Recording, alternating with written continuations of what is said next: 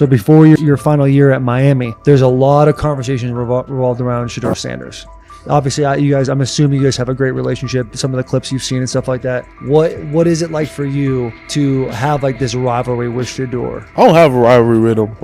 That's my boy. So at the end of the day, this whole process, we thought me and him were going to be 1 and 2 the whole time. Whether he's 1, I'm 2. Whether I'm 1, he's 2. And so that's just always been, our mindset. It didn't go that way. I thought he was one of the better quarterbacks in the draft as well, even throughout college. A lot of stuff out there on him ain't really, the truth, just because they spin it different ways. Like they spin stuff about me different ways. But I mean, when he gets his chance, become a starter, I know he's gonna make the most of it. And I'm ready to get back to work with him, after the season, talk some more stuff to him. Cam Ward directly challenged the uneven standards applied to Shedeur Sanders, calling them inconsistent and unfair. By insisting that performance, not politics, guide evaluation, he shifted the discussion from one player to a league-wide problem. Sanders' treatment now serves as a test of how the NFL supports and evaluates emerging quarterbacks.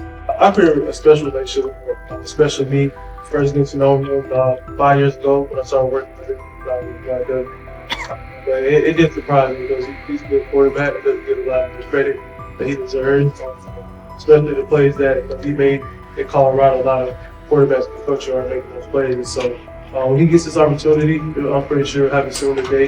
He'll make sure he'll make plays on the field. Cam Ward's public challenge to the treatment of Shedeur Sanders brought the issue into clear view. For months, discussion around Sanders has centered on his profile, major compensation, a prominent Nike deal, and the expectation to stabilize a struggling franchise. Rather than a standard evaluation of a top prospect, he has faced sustained skepticism from analysts, fans, and league voices. Ward's comments underscored that the standards being applied to Sanders diverge from those used with other rookies. By stating it directly, he did more than support another quarterback. He identified a broader problem in how the league responds to young players with significant visibility. The takeaway is direct. Assessments should reflect on-field performance and development, not external narratives. A generational talent. I'm gonna prove him right. I'm gonna prove him right, don't worry. Oh my God. An article came out today. I'm generational. So I guess it's article versus article. I like that you think that, man. But we all know the truth.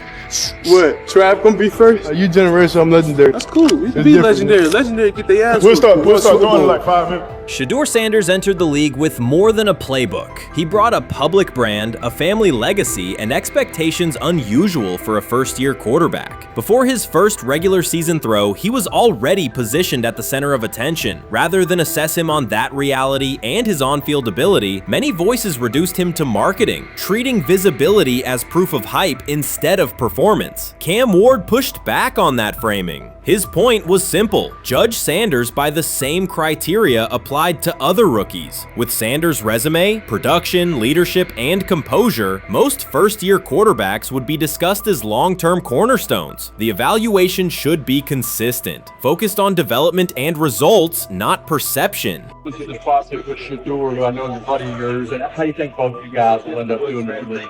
I think we'll both end up being one of the best quarterbacks in the league. I just think the work that me and him are willing to put in, the relationship we have to constantly compete each and every day, to better our craft, for ourselves. I just think it's gonna end up paying off for us in the long run. Do you guys kid each other about who's going first, and how much does that matter to you? Yeah, we play around, we joke around with it. Really don't mean nothing. The draft pick will never mean anything. At the end of the day, you got to show whether you can prove each and every Sunday. You can't just do it 1 year. Disrespect shows up in two patterns. First, Shedeur Sanders is repeatedly framed through his father, Deion Sanders, as if lineage erases his own work. Discussion drifts to pedigree instead of what the film shows. Second, his visibility is treated with suspicion. His audience reach, partnerships, and ability to lift ratings are labeled hype rather than recognized as value. Instead of acknowledging that he drives demand and expands the stage for his team, critics call it an unfair edge. The result is a skewed evaluation. Star power is held against him while on-field production gets pushed aside. The standard should be consistent. Assess the tape and the development, not the last name or the attention it brings. Well, Ward, where my fact. Cam Ward's remarks went beyond defending Shedeur Sanders. They confronted how the league manages star power. The reality is simple. The NFL markets visibility, but resists it when a player doesn't follow the expected script. Rookies are supposed to be quiet, deferential, and grateful for limited leverage. Sanders arrived with leverage, brand reach, major endorsements, and confidence. And that presence was recast as entitlement. Instead of treating those factors as earned advantages, much of the commentary used them to diminish him. Ward called out that contradiction. The same influence the league sells to audiences is criticized when a young player exercises it. His point is a standards problem, not a personality dispute. Evaluate Sanders on his preparation, leadership, and results. Don't penalize him for having a platform or for using the leverage that the modern NFL itself helps create.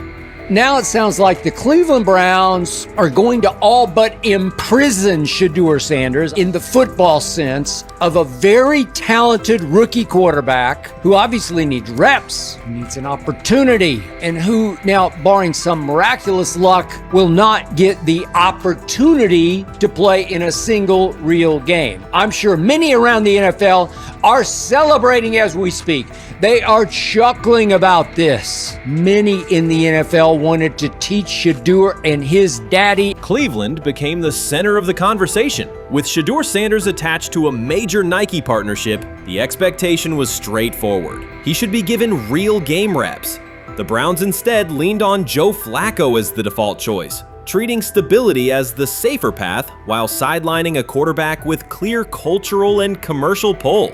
Each week Sanders didn't see the field, scrutiny grew. Commentary questioned the value of his contract environment and relevance, and fan debate shifted from development to doubt. That wasn't measured evaluation.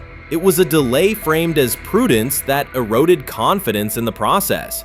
Cam Ward reset the terms of the debate. He pointed to an uneven standard. When veterans or other young players secure significant endorsements, it's considered smart business. When Sanders does it at scale, it's recast as ego or hype. Even the scope of his off-field agreements became ammunition against him rather than evidence of market demand. Ward's position is simple. Use one standard. Assess Sanders on preparation, decision-making, and progression, not on discomfort with his platform. Treat visibility as an asset, not a disqualifier. The issue isn't attitude or branding, it's the consistency of the evaluation. Ward called it directly. The treatment has been unequal, and it should be corrected by aligning opportunity with performance criteria. Fans need to recognize there's not a team in the league he'd start for. Not one. That's not ridiculous, that's not unfair, that's not a vast conspiracy. Shedeur Sanders fans are Angel Reese fans. They're just fair weather fans who don't really give a fuck about the sport. Most of them are just Dion fucking groupies that followed him when he went to fucking Colorado, just like Angel Reese's fans had never watched basketball prior to her playing at LSU, and they followed her to the WNBA and don't know shit about the sport.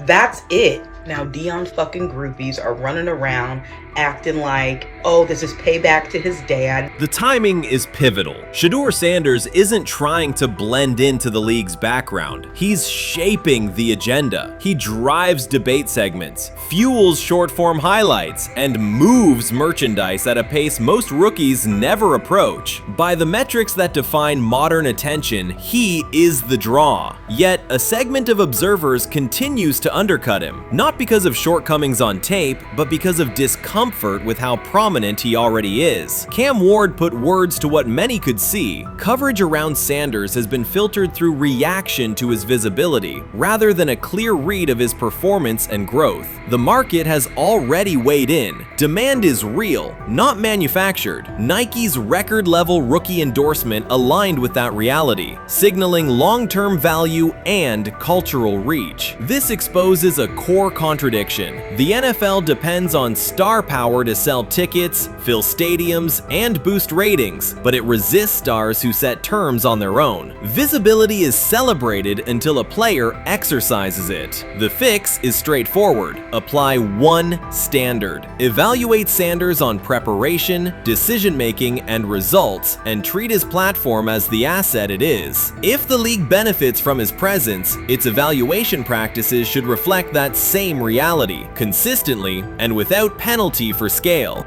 Shedeur Sanders does not depend on league promotion. He established his platform before the NFL and continues to expand it on his own terms. That autonomy challenges the status quo. Cam Ward's support was more than a defense of a teammate. It was a warning that if the league holds to outdated expectations, it risks falling behind the very players who drive audience attention and revenue. Claims that Sanders lacks real popularity ignore measurable facts. A large, active following, consistent merchandise demand, and sustained coverage across major outlets. Doubts about his standing as a quarterback overlook his college production and growth indicators. The pattern is familiar. Efforts to minimize him increase his reach. Each skeptical headline widens the spotlight, and each dismissive take creates more engagement. You cannot reduce a player built for visibility by arguing he should be less visible. The practical outcome is the opposite. Scrutiny becomes signal. Sanders is not merely enduring criticism, he is turning it into momentum, converting attention into leverage on and off the field.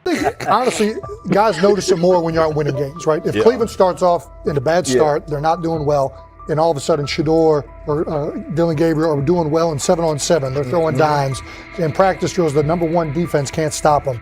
People take notice of that, and the more that the players see it, they're gonna then the comments start happening over the lunch table. They start happening throughout the building, and that's when the pressure really will get severe. The Cleveland Browns were focused on resolving their quarterback situation until Jason Kelce made pointed comments that triggered a strong reaction from ownership. The response inside the organization was immediate and intense. What exactly did Kelce say that has the dog pound on edge and the front office under pressure? We've seen that miserable game by the Cleveland Browns. So they throw Joe Flacco in there, and I like Joe Flacco. He did good, but they gave him the resource of all the first-team guys.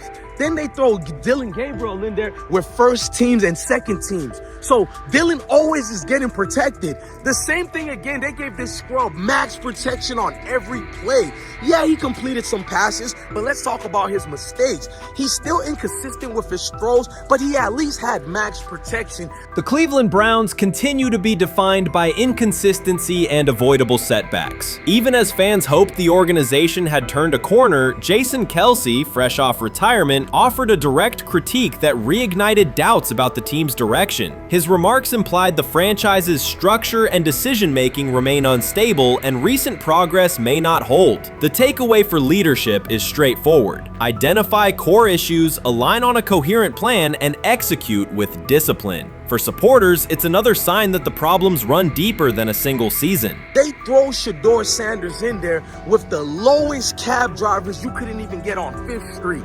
And I'm pissed off, bro, because the play calling was abysmal. Look, even if you don't like Shedeur didn't even get a chance to be trash. Even if you think Shedeur is garbage, he didn't even get a chance to be garbage. That's how awful the offensive line was. Kevin Stefanski still doesn't want to give Shedeur second strings and first strings reps. Why is that? Browns ownership's response shifted from measured to urgent. The pattern is familiar in Cleveland. The team once treated Johnny Manziel as a franchise solution, retained Hugh Jackson for a second year despite results, and invested heavily in Deshaun Watson through a costly trade and contract. These decisions reflect aggressive but poorly aligned planning. The outcome has been continued instability instead of sustained progress. That this was the guy that they wanted to start. He's seasoned, he's experienced, he still has a big-time arm, even at his age, and they open with the Cincinnati Bengals. They wanted that experienced guy. He was always going to be the guy. They were not going to start Dillon Gabriel or Shedeur Sanders in week 1. Kenny Pickett had a hamstring injury. It makes it easy to go with Joe Flacco. And the question isn't and wasn't going to be who's the starter in Cleveland.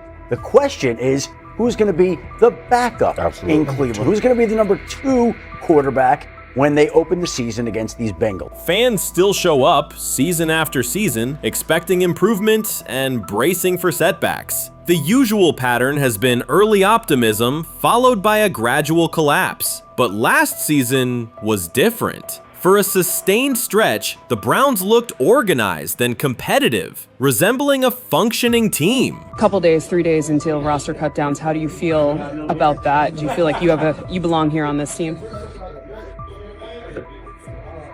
Obviously, I think overall as a player, I feel like I put in the work. I feel like everything I do, I try to do it to my best, and that's all I ask for. So I feel like everybody feels like, they should be on the team. You know, and if you ask anybody on the team, would they feel like they belong, you know, in their own eyes. So I feel like I do, but I'm my own player. You know, I think about myself in a high regard. The front office entered the offseason confident. Kevin Stefanski was being praised, and the Dog Pound believed the team had made real progress. Then Jason Kelce delivered a pointed assessment that cut through the optimism. Fresh into retirement, the former Eagles All-Pro and Super Bowl champion said Cleveland still looks like a team patching over issues rather than building a durable contender. Kelce's view was direct. The Browns' structure is fragile, and the roster is too dependent on perfect health at quarterback. He argued the team is one injury away from losing continuity and sliding backward. Because Kelce has operated inside a stable, championship-level organization, his comments carried weight with players, media, and fans. The reaction was immediate. People took his critique seriously, not as outside noise, but as an informed evaluation of how a successful team should be built. Ownership also felt the impact. Jimmy Haslam's response shifted to urgency, a sign that leadership recognizes the stakes. The criticism arrives in the context of prior high-risk decisions, especially the fully guaranteed $230 million commitment tied to Deshaun Watson. Watson has missed time and shown inconsistency when available, and the contract has constrained flexibility. Kelce's remarks highlight why depth, alignment between the front office and coaching staff, and a clear contingency plan at quarterback are non-negotiable. The takeaway is straightforward. Cleveland must convert last season's progress into a stable framework, protect the quarterback, deepen critical positions, and establish a plan that survives injuries and short-term setbacks. Without that, the games that fueled optimism will remain temporary. If you're a betting man, who do you think starts for the Browns at quarterback? Okay, this is the situation. Kenny Pickett, they actually traded for him. Joe Flacco, no one's bringing Joe Flacco in the building thinking Joe Flacco's going to be the starter. If Joe Flacco is your starter, you got a problem. You have a huge problem. And if they were saying Shedeur was the starter as the 5th rounder, you got a real problem too, because he passed over all these guys in these reps in the offseason in shorts, in bikini shorts, Speedos and stuff. Like, no. That kind of stuff. So I'm not that surprised. When you put down a 3rd round pick on a quarterback, you do believe he has a certain skill set. Jason Kelce stated the obvious. Cleveland committed to a quarterback who hasn't played at an elite level in years, and Joe Flacco's playoff run didn't change the long-term outlook. Ownership appeared more upset that the criticism was public than by the substance of the critique. Many fans agreed. They've seen this pattern before. Rosters age, injuries are inevitable, and when a single contract dominates the cap, one setback at quarterback can undermine the entire season. Kelce's broader point was about structure. The Browns prioritized the high-cost, uncertain starter over depth and contingency. The late-season surge masked issues that remain: limited cap flexibility, thin depth at key positions, and an offense that lacks a credible Plan B. Fans recognize how quickly a strong defense can decline with injuries, and how an offense without redundancy stalls. The AFC North raises the stakes. Baltimore with Lamar Jackson sustains a top standard. Cincinnati with Joe Burrow returns to contention when healthy. Pittsburgh rarely slips below .500 under Mike Tomlin and wins with defense and consistency. In that environment, Cleveland can't rely on perfect health or peak form from one player. The path forward is clear. Diversify cap allocation, reinforce the offensive line and receiver depth, carry a legitimate backup plan at quarterback, and install a scheme that functions regardless of who is under center. Given what we saw yesterday with Shedeur Sanders, somebody on the Cleveland Browns is 100% getting fired, probably by the end of this year. The person who's probably going to end up getting fired is Kevin Stefanski, because I know that he didn't want Shedeur Sanders on the team. It was Andrew Berry who made that pick. You can't really go against your GM. Bad things happen in this situation. But Shedeur Sanders is not without fault for what we saw yesterday. This is the play that we saw yesterday that has the internet just exploding, where Shedeur Sanders took like a 24-yard sack.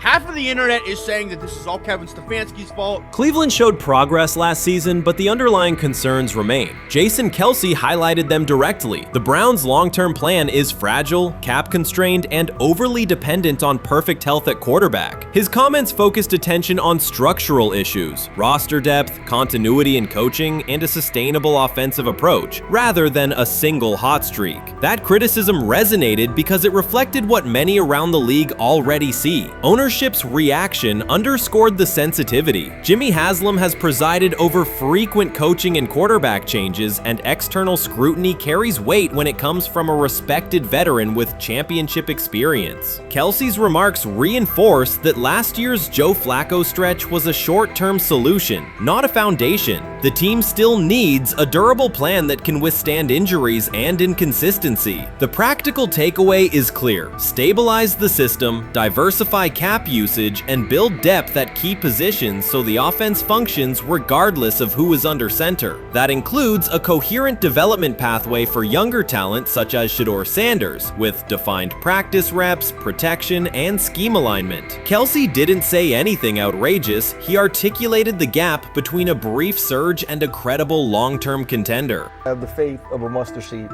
Right, because this is the greatest resurrection since Jesus the Christ. Right, like at some point, Joe Flacco was thinking about getting into TV. Yeah. Right, Joe Flacco didn't have a job, and then now you not only come back and start for the Cleveland Browns late in the 2023 season, but they came back around to you. You're now the day one starter for a franchise that just 2 years ago was in the playoffs. The Browns' quarterback situation remains unsettled. Deshaun Watson was expected to be the long-term answer, but injuries and inconsistent play have prevented him from reaching an elite level. When the team turned to Joe Flacco after Watson's season deteriorated, Flacco immediately lifted the offense and produced results that highlighted the gap between expectations and reality. That a 39-year-old late addition could outperform a $230 million starter was not just a short-term surprise, it raised fundamental questions about roster construction and evaluation. Quarterback depth has been fragile, and the late-season surge masked broader structural problems. Jason Kelce's remarks made that clear. Cleveland is vulnerable if the starter is unavailable, cap flexibility is limited, and the offensive plan lacks a stable contingency. His critique drew attention to leadership and planning as much as on-field performance. Jimmy Haslam's strong reaction reflects the pressure on ownership.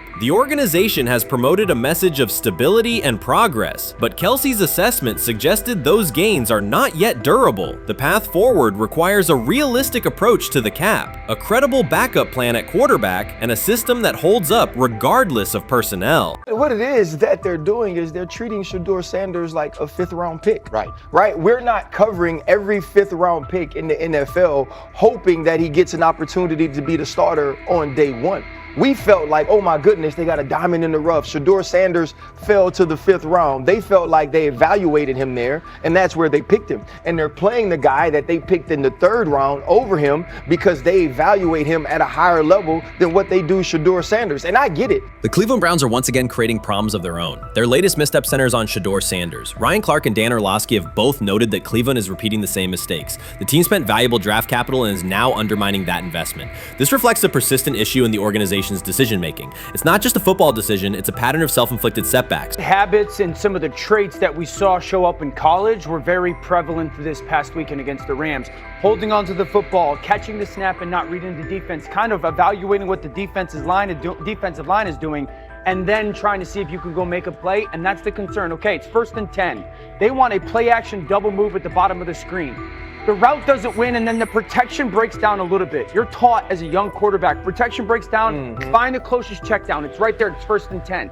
He gets to like the 4th part of the... The Cleveland Browns have long carried a reputation for instability. Even when it appears they are turning a corner, the organization finds a way to create new problems. Momentum gives way to questionable decisions and progress stalls. The latest situation centers on Shedeur Sanders. It highlights recurring issues in leadership, planning, and execution. Instead of establishing a clear path forward, Cleveland risks undermining its own investment. There's a lot of players who feel like they should have been picked at a certain spot, should have been viewed in a certain way. But when you get on these teams, it's about developing the team, not doing what's individually best for a certain player. And that's what Kevin Stefanski has to do. And I get it. We want to say all the reasons why what's happening to him isn't right. But maybe we aren't right on the way that not only the entire NFL viewed him, but now the Cleveland Browns view him as well. Shedeur Sanders was not brought in to be a placeholder or a scapegoat. He is expected to be the long-term solution, a high-upside quarterback with the tools, poise, and Sanders' pedigree to elevate the roster. The focus should be on developing him and positioning him to lead the team forward. They sabotaged it. They rigged it against him today, putting him in with third and fourth stringers, fifth stringers. You got no shot at quarterback. They threw him in because they didn't want him to make any more splash and put any more heat on Stefanski. It's a desperate, dangerous situation in which he's got no shot, man. He's throwing to Sal freaking Cannella. What? But he got sacked 5 times because he's hanging on the ball trying to make a play, and nobody can separate. Then it comes down to a couple of minutes are left, and Shedeur tries to go on the field, and Stefanski puts Tyler Huntley in place of him. Excruciating to watch. Shedeur Sanders brings accuracy at all levels, steady leadership, and the kind of composure that comes from handling pressure. Fans were energized, and the league was paying attention. For once, Cleveland had a credible source of hope at quarterback, then the familiar pattern returned. Instead of committing to a clear development plan, first-team reps, stable direction, and a defined timeline, the Browns introduced uncertainty and slowed his progress. Rather than building around him and giving Shedeur a direct path to lead, they split priorities and sent mixed signals. The result is momentum stalled at the very point it should be accelerating.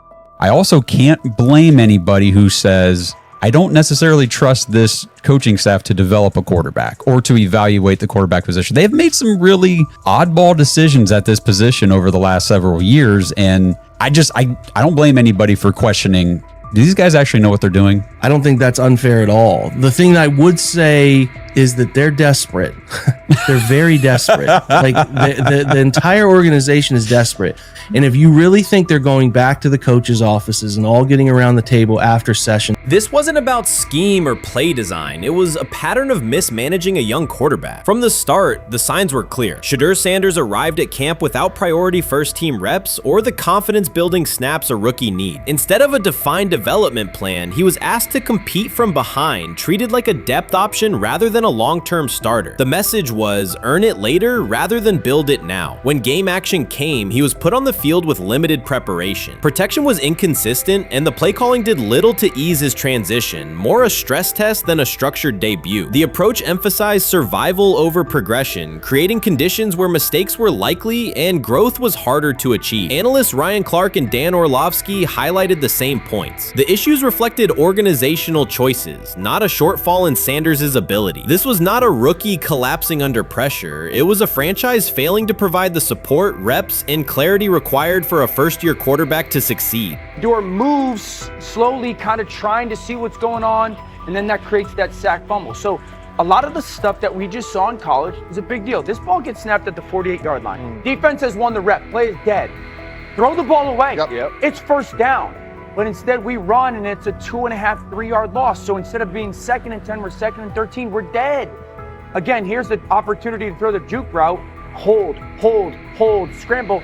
So some of those things that I was and others were concerned about on the college tape showed itself again. This is not the end of the world, though. This is part of his development. Cleveland managed to take a highly promising rookie and within weeks put him in a position where he looked unprepared. Ryan Clark called out the core issue. A first-year quarterback cannot succeed without protection, clear situations, and a controlled environment. Dan Orlovsky added that when a young quarterback isn't given structure, support, or coherent schemes, you're not evaluating ability, you're manufacturing failure. That's what happened to Shedeur Sanders. Browns fans weren't just disappointed with the results, they were alarmed by the process. This is a fan base familiar with quarterback missteps, yet even they recognize the pattern. A talented prospect subjected to poor planning and inconsistent guidance. After one preseason setback, the conversation shifted toward maybe Shedeur isn't ready instead of examining coaching, play design, and preparation. The reality is clear. The question isn't whether Sanders is ready, it's whether the Browns were prepared to develop and support him. Well, that would be a nice exit strategy because he would come up as doing Shedeur a favor. Like one's got to go, right? One's got to go. See, to clear this thing up. At some point, but I'm sorry, I know they don't care. If they were to trade Shedeur Sanders now after that preseason performance and he would go on to be good. The organization has cycled through quarterbacks for years, and the pattern is unchanged. Blame the player, protect the system, and repeat the same mistakes. Fans are split. Some argue Shedeur Sanders needs time and support, while others treat one rough outing as proof he isn't the answer. That division hides the real problem: the Browns' process. This isn't Shedeur failing, it's the team failing Shedeur. Across the league, successful teams create clear development paths. Kansas City brought Patrick Mahomes along behind a veteran and tailored the offense before handing him the job. Houston committed to CJ Stroud, built around his strengths, and let him grow with consistent direction. Smart teams invest, protect, and show belief. Cleveland did the opposite with Shedeur: uneven reps, inconsistent protection, and unclear plans. Then question the outcome. That's not development, it's organizational mismanagement. These players have played a tremendous amount of football. Right. And I remember last year when Bo Nix came out of Oregon, we talked about all the easy throws Oregon creates. Right. The level of the skill players that are around him. And then we watched Bo Nix acclimate to the NFL game extremely quickly. I see a lot of those same traits in Dillon Gabriel. He gets the football out of his hands. He takes the throw that's available to him. He plays on time. And part of whether or not you get an opportunity to get on the field is the people that you're competing against. And I don't mean this in any disrespectful way to Shedeur, because I'm not only a fan, it's somebody I want to see succeed. The Browns will likely present this as part of a deliberate development plan, tough standards, resilience building, and testing a rookie under pressure. In practice, it isn't development. It's a damaging approach that undercuts growth. The organization has not shown a consistent model for nurturing young talent, and Ryan Clark and Dan Orlovsky highlighted that publicly. After Shedeur Sanders stumbled in a preseason game, the reaction was immediate. Headlines, polarized fan takes, and sweeping conclusions about his readiness. The front office offered little acknowledgement of the conditions he was placed in. Clark's point was direct. You do not evaluate a rookie by how he looks in a setup designed for failure. You evaluate him when he's properly supported. Orlovsky explained how poor coaching choices, protection, sequencing, and role clarity can quickly erode confidence and stall development. The issue was not Sanders' ability, it was Cleveland's process, which appeared disorganized and unprofessional for an NFL operation.